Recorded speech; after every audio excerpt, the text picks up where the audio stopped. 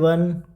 जैसे कि आपको पता है कि हमारी प्रीवियस वीडियो में मैंने आपको बताया था कि अमृतसर डिस्ट्रिक्ट कोर्ट में क्लर्क का एग्ज़ाम होने जा रहा है, जिसकी लास्ट डेट है 6 दिसंबर 2025।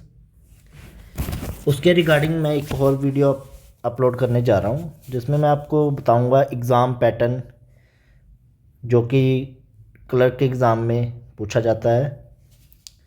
ठीक है, तो चलिए शुरू करते हैं।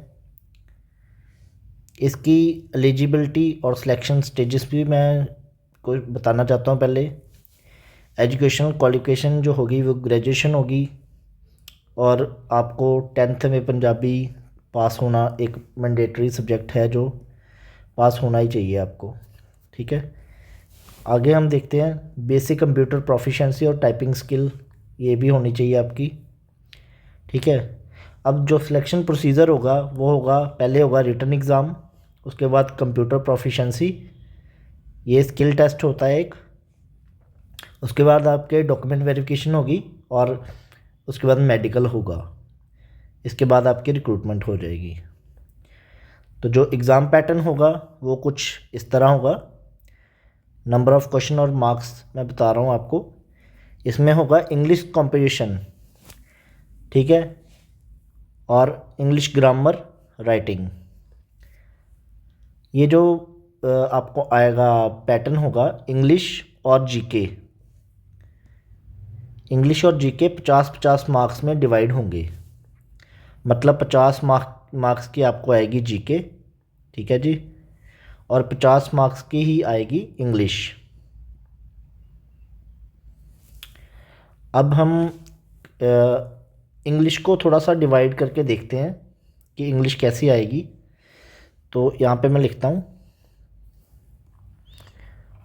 जो इंग्लिश आएगी इसके दो पार्ट में आएगी। ठीक है, एक पार्ट होगा 30 मार्क्स का,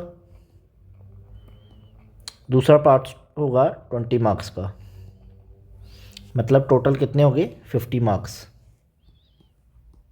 ठीक है जी, अब ये जो 30 मार्क्स होंगे इसमें आएगी इंग्लिश ग्रामर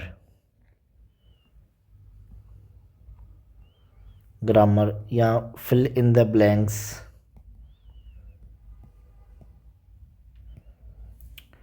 और सिनोनियम, एंटोनियम्स। ठीक है जी, ये कुछ बेसिक चीज़ें जो आपको 30 मार्क्स में पूछी जाएंगी। और ये जो 20 मार्क्स होंगे इसमें आपको आएगा ऐसे राइटिंग। ठीक है जी, ऐसे राइटिंग के बाद आपको आएगी ट्रांसलेशन। ये जो ट्रांसलेशन होगी आपने करनी है पंजाबी टू इंग्लिश। ठीक है जी, पंजाबी टू इंग्लिश आपकी ट्रांसलेशन हो जाएगी, और लास्ट में आएगी आपको प्रेसिस राइटिंग।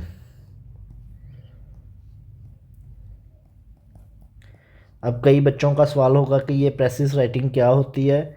तो प्रेसिस राइटिंग एक तरह का, मतलब आपको बड़ा सा पैरा दिया होगा, जैसे 200-300 वर्ड्स का या 100 वर्ड्स का जो पैरा होता है, पैराग्राफ दिया होगा, उसको आपने उसका क्रक्स लिखना होता है, मतलब उसका ब्रीफ लिखना होता है। ठीक है जी, मतलब इसको आपने कोई 30-40 वर्ड में लिखना है। ये होती है प्रेसिस राइटिंग, मतलब इसका जो मतलब होगा मेन पॉइंट्स वो ले अपने 30-40 वर्ड में कंप्लीट करने हैं।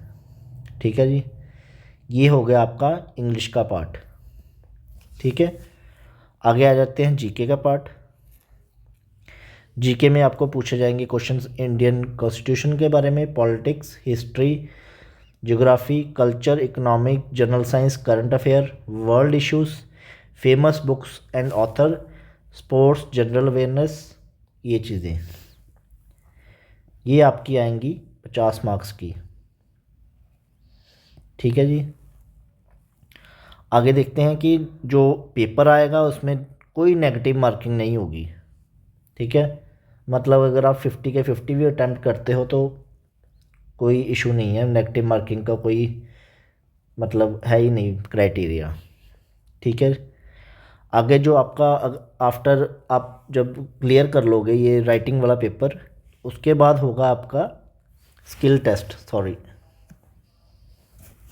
ठीक है जी। स्किल टेस्ट में क्या होगा, आपकी टाइपिंग स्किल देखी जाएगी। इसमें दो चीज़ें होती है, टाइपिंग और एक्सेल शीट, ठीक है जी। अब टाइपिंग जो होती है वो 30 वर्ड्स पर मिनट मिनिमम होनी चाहिए आपकी, और एक्सेल शीट के लिए 10 मिनट्स मिलते हैं आपको। जो उन्होंने टेबल्स बना के दिया होता है, उसके कॉलम वगैरह सेट करने होते हैं, एवरेज, सम और मल्टीप्लिकेशन, ये चीज़ें आपको आनी चाहिए, मतलब फार्मूलास आने चाहिए इसकी, एक्सेल्स की, ठीक है जी। इसी तरह ये इंग्लिश कंपोजिशन का मैंने कुछ दे रखा है, grammar, sentence correction, error detection, filling the blanks, transformation, synonym, antonym, जैसे मैंने बताया था आपको, sentence arrangement, passage completion, writing skill, comprehension, correction, ये चीज़ें आपको आएंगी इंग्लिश कंपटीशन में, ठीक है जी। अगर आपका कोई भी डाउट हो तो आप मुझे बेझिझक मैसेज कर सकते हैं। इस अगर वीडियो अच्छी लगी हो तो लाइक, शेयर और कमेंट ज़रूर करें। सब्सक्राइब करना ना भूलें और बेल आइकन को बजाना ना भूलें, ठीक है जी। अगर आपको इसमें कोई भी डाउट हो तो कमेंट सेक्शन में पूछ सकते हो आप। इसके रिगार्डिंग आपको कोई और हेल्प चाहिए हो तो feel free to message me, feel free to comment. आगे आने वाली वीडियो देखने के लिए सब्सक्राइब ज़रूर करें और होप आपका एग्ज़ाम क्लियर हो। मैं ऐसी ही वीडियोस बनाता रहता हूँ, तो आगे भी मैं इस एग्ज़ाम के रिलेटेड वीडियो बनाऊँगा, जिसमें मैं आपको इम्पोर्टेंट क्वेश्चंस बताऊँगा या इम्पोर्टेंट टॉपिक्स बताऊँगा, जो आप पढ़ो तो ये एग्ज़ाम आराम से क्लियर हो सकता है। Thank you.